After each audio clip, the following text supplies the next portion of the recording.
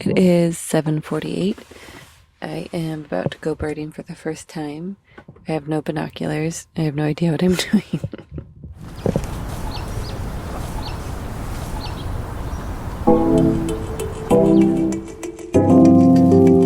I'm Aislinn Green, and this is Unpacked, the podcast that unpacks one tricky topic in travel every week. And this week, I'm attempting to become a birder. I started bird watching or birding in 2001, so I guess 22 years. It's a long time. Yes, about almost half of my entire life. Oh my gosh. Has been spent bird watching. Yeah. That is Dominic Mosu, or as my soon-to-be fellow birders like to call him, Dom. Dom is a volunteer trip leader for the Golden Gate Audubon chapter, and I'm standing at the entrance to a place called the Randall Museum in San Francisco. This is where Dom begins his monthly Birding the Hill tour. It's cold and foggy, and on top of that, there is a weed whacker whacking away nearby, and I gotta be honest, it's bumming me out a little bit. I'm here because, as I mentioned, I'm trying to become a birder. And just for a little background, my longtime former manager here at Afar, Jeremy, is a big birder, and we would tease him about it so much. I mean, in a loving way, I think, I hope. Jeremy, you know we love you. I liked his passion for, these avian friends of ours, but I just couldn't really get excited about them beyond the broad, birds are good, let's keep birds. I like to hike, I like to be in nature, but birds were always just for me kind of background noise. But then I moved to a floating home in Sausalito, and every day, seriously, all I see are birds. There are geese honking overhead and nesting nearby, gray herons looking for food in the mud, gulls flying by and leaving their marks on cars. And it's not like all of a sudden it completely changed my perspective on birds, but I noticed them in a way I hadn't before. And yet, when we started to plan this episode, I wanted to get an expert to do it. Somebody who could woo you into trying the sport, woo me into trying it, which does beg the question, is birding a sport? I don't know. But the expert didn't work out, and I realized that if the idea is to make a case for birding to non-birders, then wouldn't I be the perfect candidate? So come along with me on my journey. For you, dear listener, I climbed a hill, listened to maybe 1,000 different bird calls, downloaded bird apps, and interviewed experts, even my bird-loving aunt. Am I a convert? Well, stick with me and find out. Now, back to that weed whacker. So how long have you been to these walks? Oh, to these walks? Probably like my fifth time or something. Yeah, good. Here's my friend. Oh, yeah. Her first timer. I'm also a first timer. Oh, good. And I love that you're wearing bird earrings. Oh, yeah. There's a sense of anticipation in the air as people continue to arrive. There are about 11 people in the group, and we range pretty widely in terms of gender, race, and age.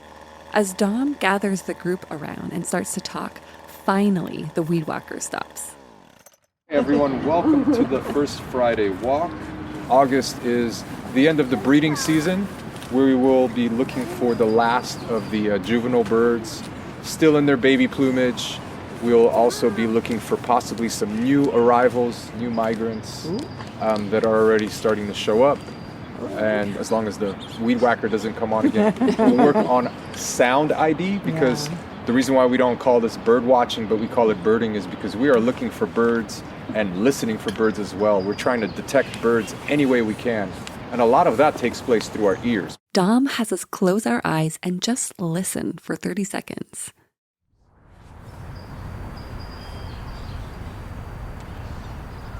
At first, I don't hear anything but a blissful silence. And then, a twitter, a chirp, a lower-pitched chirp, a whistle like twitter, and a car horn. Most birds have very distinctive individualized calls, and so a house finch may look a lot like a purple finch, but it sounds completely different. A song sparrow and a savanna sparrow have completely different calls. So by learning their calls, we will learn how to find them. And so the walk begins. Our group of 11 includes 3 little girls. And as we start to walk down a slight hill towards this grassy area that has tennis courts, I notice that each of the girls has a pair of wooden binoculars. I mean, even the kindergartners have binoculars. I feel so naked. But it doesn't matter because we've just spotted our first important bird, a red-tailed hawk. Yeah. Him and I, we made a little deal. I said, hey, you stay in that tree until the group arrives because it's foggy and we might not see another hawk today. So everyone, there's a red-tailed hawk. Okay. You see on top of that first tree above the playground, you can see he's just perched up there. It's an adult red-tailed hawk. As we continue on the walk, we head past the tennis courts and toward a community garden. The world just kind of comes alive. Suddenly, we're seeing birds everywhere. There's also a hooded oriole, is that what you said? Hooded oriole, yes. We're going to get a little bit closer so that y'all get a better look. But listen for that chatter. We also see something that is very iconic in San Francisco. Here's a parrot coming our way, everybody. Look, there's a red-masked parakeet. 2 of them. Look at those choppy wing beats. I mean, choppy wing beats? I have never in my life thought about such a thing. I'm starting to understand what Dom meant when he told me about the ways that birding has opened up his eyes to the world. I used to love hiking and observing nature, and then when I discovered that in addition to just enjoying sort of the general views and the open space, there was hundreds of different birds to be seen and identified and learned about. It made the world look completely different, a lot more interesting. There's no dull moments when you're a birder. Birding the Hill is, of course, an urban bird walk. We are in the middle of San Francisco. And it is true that as you start to pay attention, these layers reveal themselves. What could feel like a very normal grassy park where, people come and throw balls for their dog and play tennis is suddenly alive with sounds and sights. I like urban birding because of how accessible it is as far as being able to observe nature in a densely populated place. The birds don't seem to be too bothered by our activities and are able to kind of adapt to existing in small spaces, small parks, and as long as we're not actively trying to interfere with their lives, they just kind of keep doing their thing in the middle of large cities like San Francisco. And Dom says that all birds count, even the ones that we might roll our eyes at or shoo away while we're eating lunch in the park. Oh, here we go. What's that big one? What's that? Oh, a pigeon. Pigeon. Rock pigeon. Yeah. Hey, don't laugh. This is actually a really good point. One time, I called out starlings flying over the park. I said, hey, everybody, look at the starlings. And one of our walk participants said, I don't look at starlings. They're not a native species. Who cares?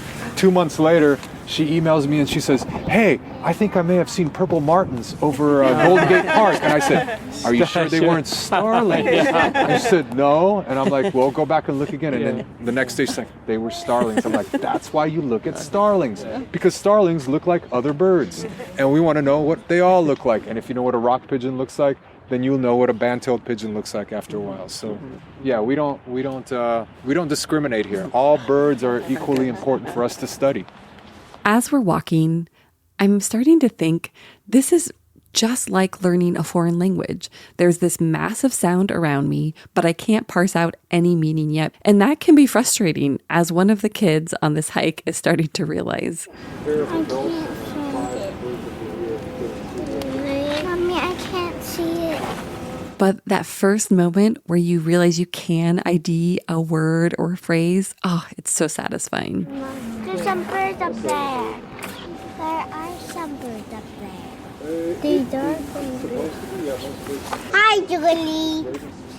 So we say goodbye to Jiggly, and Dom tells us that getting better at birding, learning this language, is all about practice. If you're looking at a bird up close and it starts to fly away, follow it for as long as you can. Get familiar with what it looks like at different distances and angles. That way, I can look up there in that eucalyptus tree and scan and say, oh yeah, there's 7 house finches. And it's not because I have magical eyesight like some kind of Marvel superhero. It's because I've been looking at house finches from 5 meters, 10 meters, 50 meters, and 100 meters. And so eventually you develop that experience and that confidence to be able to identify birds at what seems like an incredible magical distance. And what else do you need to know or have to become an expert birder? We'll find out after the break.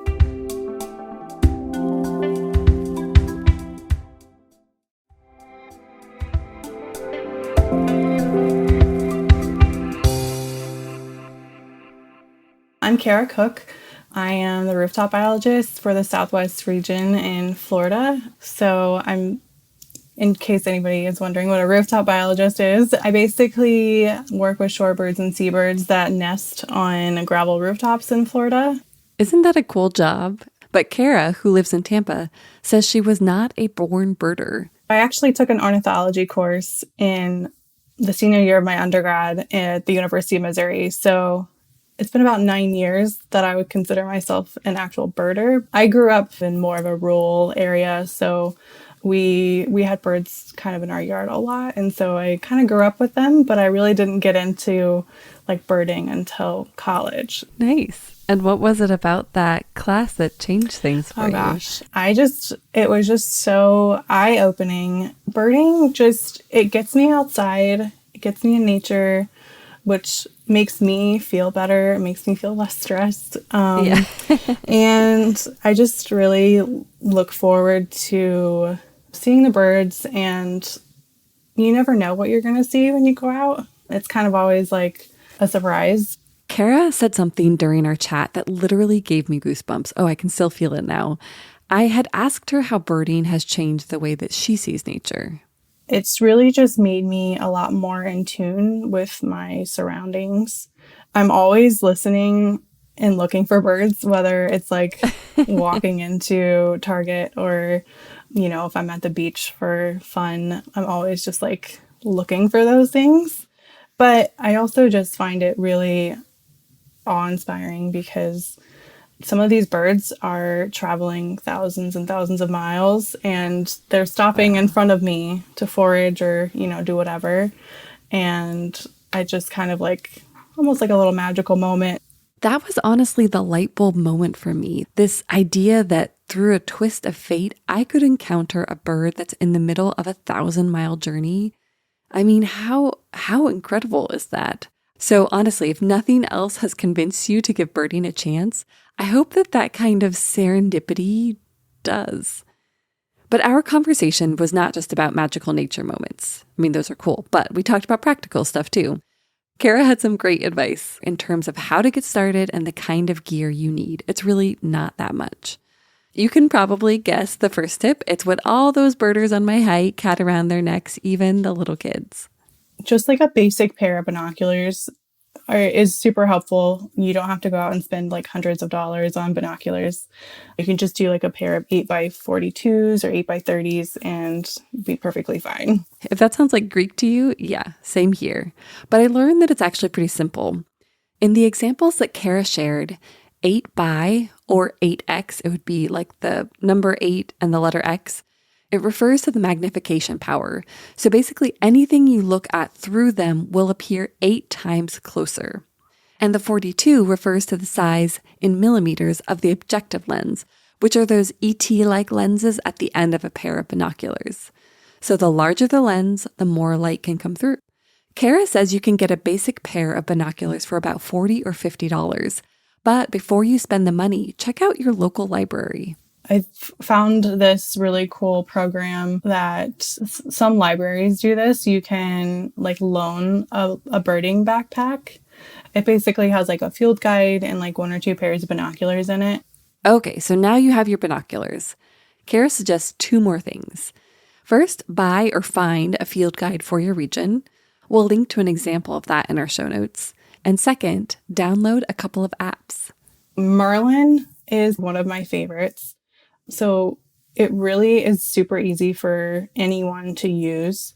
Let's say you have a bird that you're not sure what it is, but you can kind of go through these prompts and like put in like, what are the 3 primary colors that you saw on the bird? Okay. Kind of like what size is the bird? Is it like bigger than a cardinal or smaller than a goose?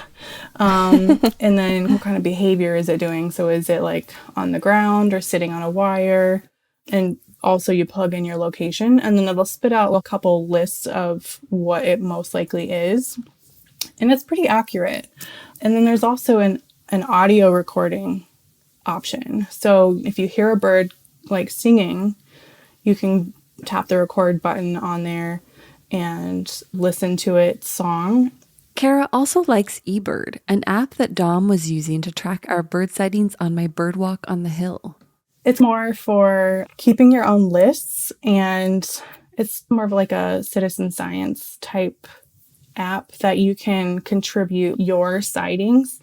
So if you go to a park and you list all the birds that you see while you're on your walk, you could submit that and it goes into their database, and you can add audio or photos if you want, but then it kind of generates your own like species list. She says that one of the best parts of eBird is the fact that it has a hotspot map.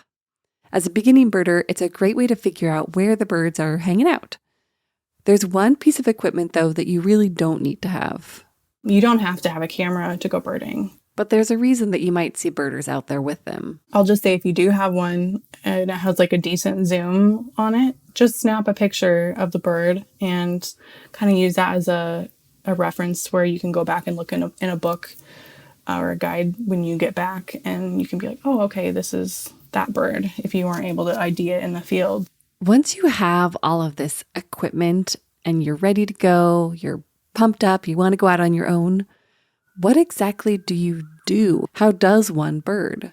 I typically move pretty slow because I'm looking and listening for birds, and that's okay. Like, you don't have to, rush. I recommend kind of being quiet, as you can, like not having like loud conversations and stuff on the phone, but, being quiet. And I think just being kind of more in tune to sounds, listening for the birds calling can kind of help you see which trees they might be in or where they might be at.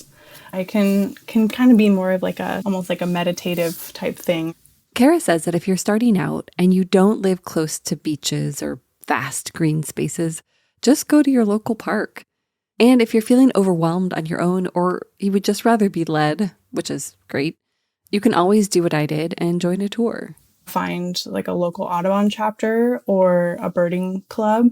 Those are really good ways to meet other people that might be new and that are learning, or if you want to have like a mentor talk to you and just kind of learn more about the birds in your area.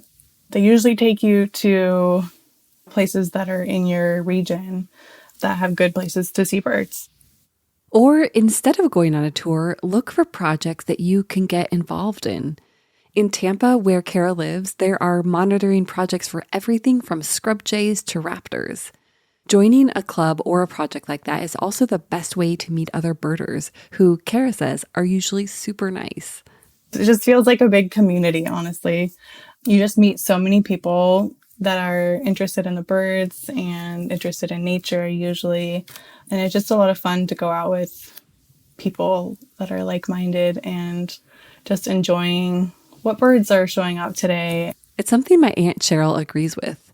Cheryl also lives in Florida, and she is a big birder. She volunteers at her local wildlife sanctuary where she actually worked for 20 years. As I was wrapping up this episode, I thought I should give her a call and see what she has to say.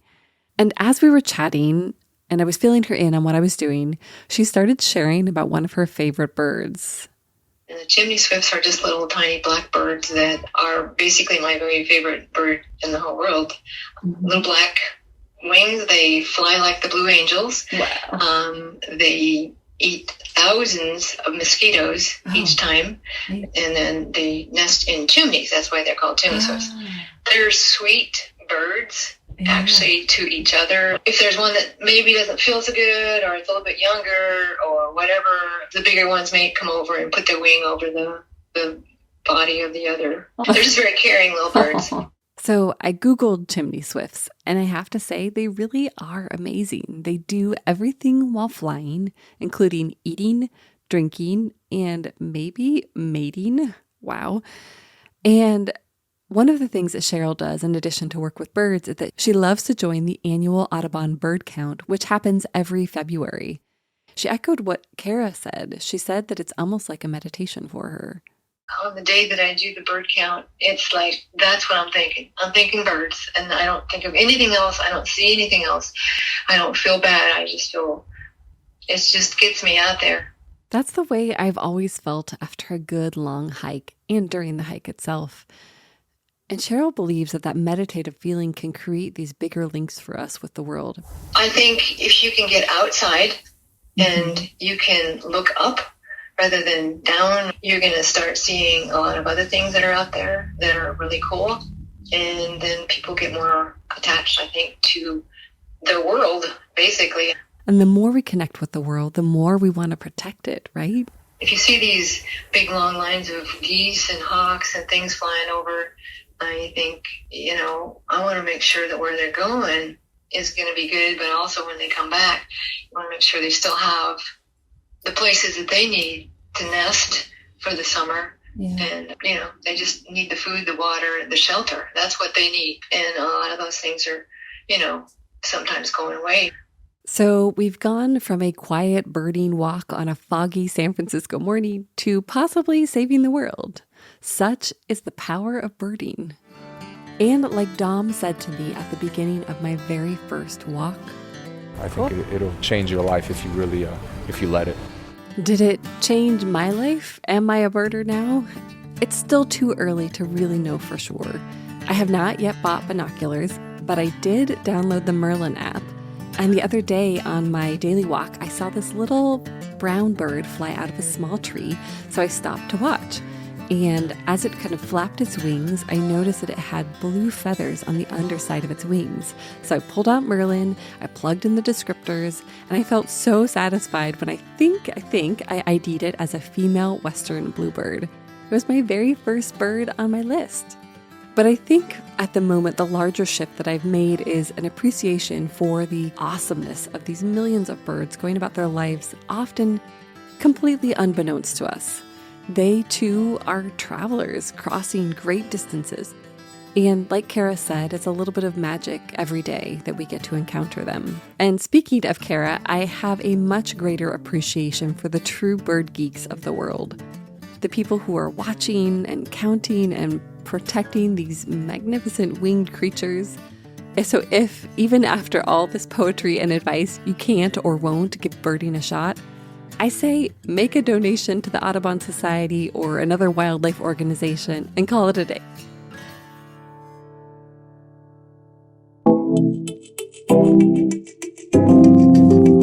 Thanks so much for listening and going on this journey with me. I will keep you posted as to my birding progress. We will also link to a birding resource on afar.com in our show notes, as well as to the Merlin birding app. And if you want to find your local Audubon chapter, visit audubon.org. And if you're in the Bay Area and you want to take a walk with Dom, visit randallmuseum.org/birding-the-hill. We'll see you next week. Ready for more unpacking? Visit afar.com and be sure to follow us on Instagram and Twitter. We're at Afar Media. If you enjoyed today's exploration, I hope you'll come back for more great stories. Subscribing makes this easy. You can find Unpacked on Apple Podcasts, Spotify, or your favorite podcast platform. And be sure to rate and review the show. It helps other travelers find it. This season, we also want to hear from you. Is there a travel dilemma, trend, or topic you'd like us to explore? Email us at unpacked@afar.com. This has been Unpacked, a production of Afar Media. The podcast is produced by Aislinn Green and Nikki Galteland. Music composition by Chris Collin. And remember, the world is complicated. We're here to help you unpack it.